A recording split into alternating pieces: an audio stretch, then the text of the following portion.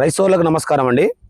ఈరోజు మనం మాట్లాడబోతున్నటువంటి ముఖ్య అంశం వచ్చేసి ఏ పంటలోనైనా పంటలో ఉన్న కలుపు ఎంత ముఖ్యమో వరాల మీద కానీ గట్ల మీద కానీ ఉన్నటువంటి కలుపు కూడా నివారించుకోవడం అంతే ముఖ్యం.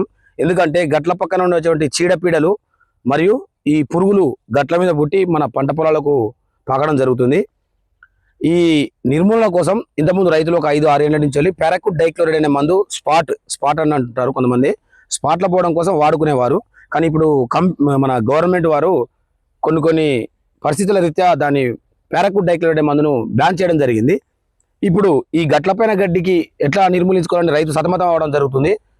ఈ నిర్మూలన కోసం అమోనియా గ్లూఫోనేట్ అనే మందు మార్కెట్లో దొరకడం జరుగుతుందండి.